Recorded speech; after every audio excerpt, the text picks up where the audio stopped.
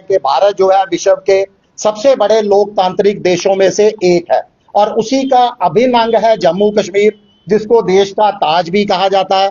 मगर जम्मू कश्मीर की अगर मौजूदा लोकतांत्रिक स्थिति देखें तो बहुत चिंताजनक है। देखिए, यहाँ निकाय कार्यकाल खत्म हुए लगभग 1.5 साल जो है वो होने का है।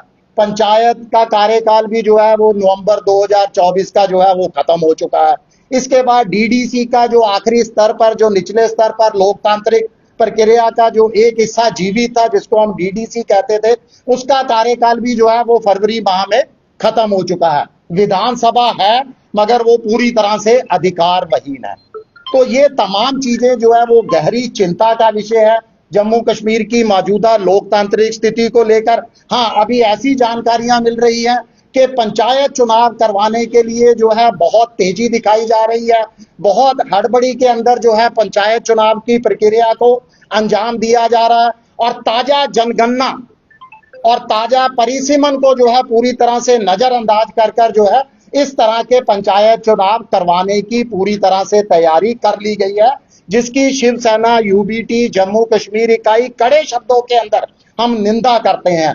हमारी मांग है कि पहले जनगणना होनी चाहिए, परिसीमन होना चाहिए, क्योंकि बिना जनगणना के अगर आप जो है पंचायत चुनाव करवाते हो तो ये पिछड़े वर्ग, विशेष तौर पर ओबीसी के साथ अन्याय होगा।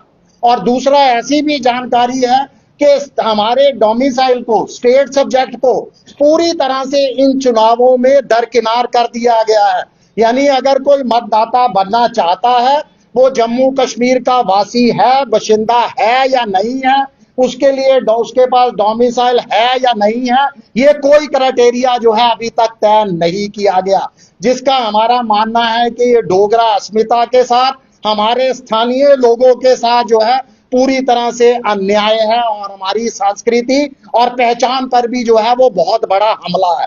देखिए, शिवसेना की ये मांग है, सीधे तौर पर आप लोगों के माध्यम से हम जम्मू कश्मीर सरकार तक, माननीय उपराज्यपाल तक, यहाँ तक के केंद्र सरकार तक और स्टेट चुनाव आयुक्त तक भी जो है वो पहुंचाना चाहते हैं। हमारी मांग है कि कोई जल्दबाजी ना दिखाई जाए। आपने पहले हमें बहुत इंतजार करवाया है, लगभग 1.5 साल से इनके कार्यकाल पहले से ही खत्म हो चुके हैं। तो कुछ और इंतजार किया जाए, जनगणना होने दी जाए, परिसीमन होने दिया जाए, ताकि ओबीसी को भी न्याय मिले।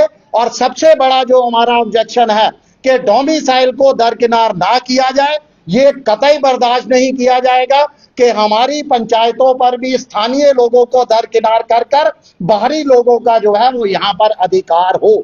हमें अगर ऐसा हुआ तो हमें एक तरह से मजबूर किया जाएगा सड़कों पर उतरने के लिए।